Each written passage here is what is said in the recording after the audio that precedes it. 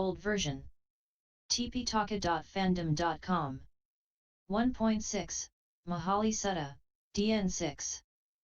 Thus have I heard. The Blessed One was once staying at Vesala at the gabled hall in the Great Wood. Now at that time a number of Brahmins, who had been sent on pressing business of one kind or another from Kosala and Magadha, were lodging at Vesala.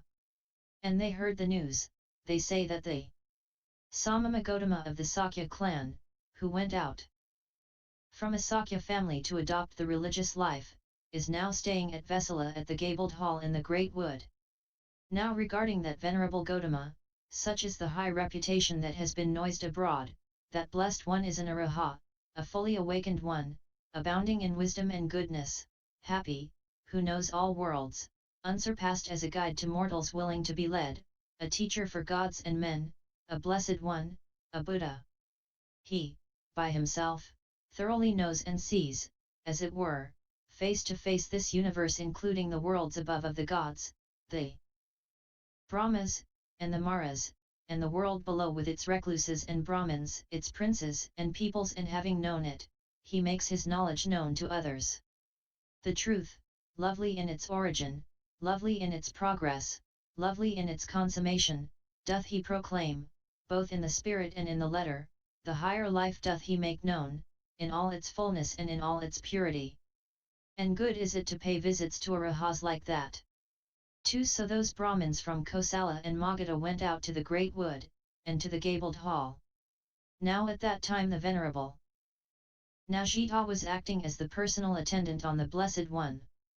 And they went to him, and said, Where is it, Najita, that venerable Gotama is lodging now, for we wish to see him. It is not a fitting time, sirs, to call upon the Blessed One. He has retired into solitude. Then they sat down round about, saying, We will not go away without seeing the venerable Gotama. 3. And Harelip the Likavi, 2, came to the Great Wood, and to the gabled hall, with the retinue of his clan. And going up to the venerable Najita, he saluted him, and reverently standing apart, he said to him, Where, venerable Najita, is the Blessed One now lodging, the Arahat, the Buddha, for we wish to see him. And on receiving a similar reply he, too, sat down apart, saying, I will not go till I have seen the August One, the Arahat, the Buddha. 4. But Saha, a novice, came up to the venerable Najita, and saluted him, and standing reverently apart, he said to him, These envoys of the Brahmins from Kosala and Magadha, many of them, have come, O Kassapa, to call upon the Blessed One, and Harelip the Likavi, too, with the retinue of his clan, has come to do the same. O Kassapa, that all this folk should be allowed to see the Blessed One. Very well, then, Saha. Tell the Blessed One yourself. Very good, sir, said Saha the novice in assent to the venerable Najita.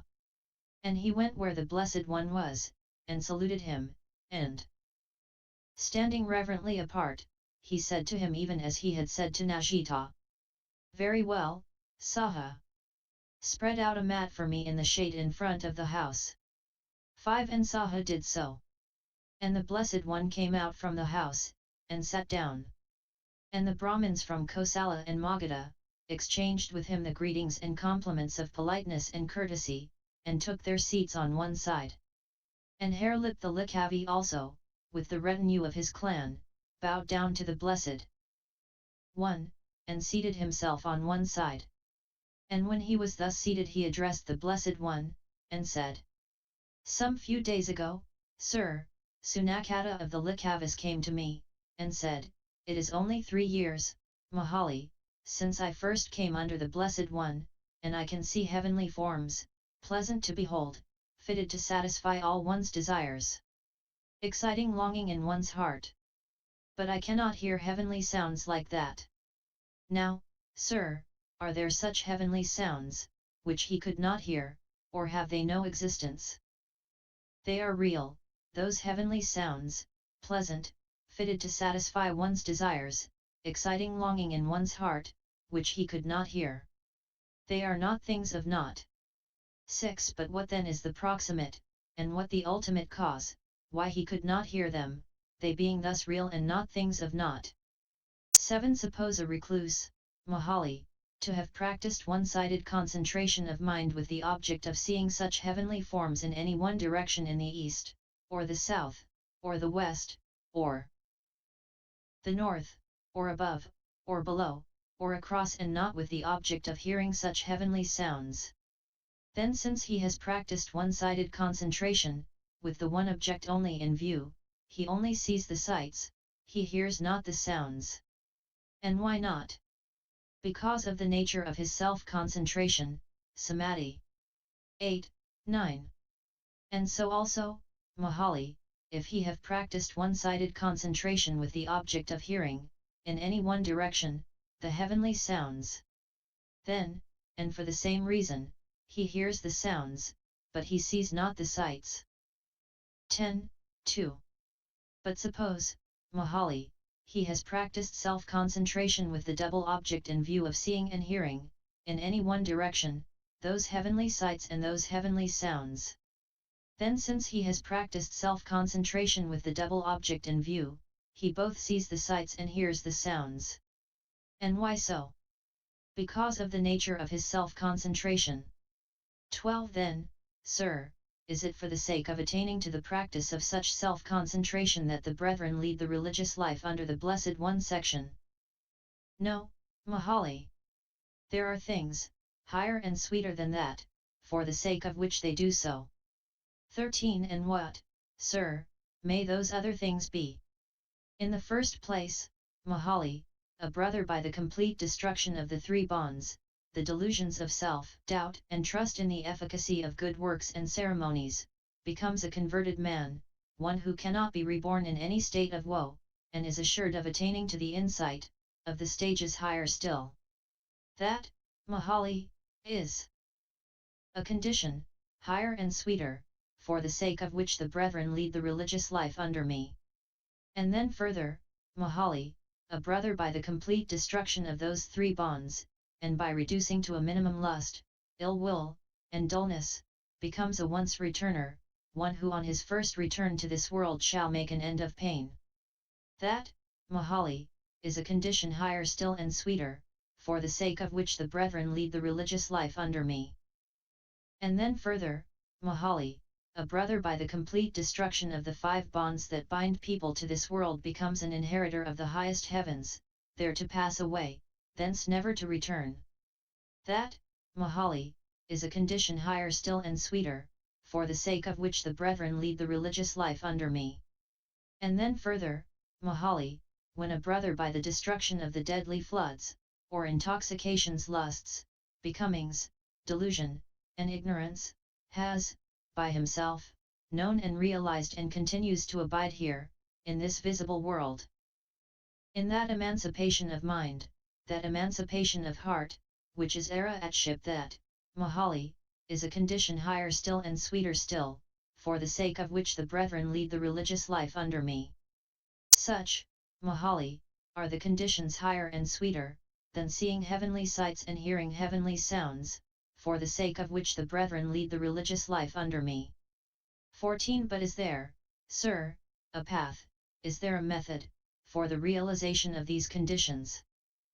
Yes, Mahali, there is. And what, sir, may be that path, what that method?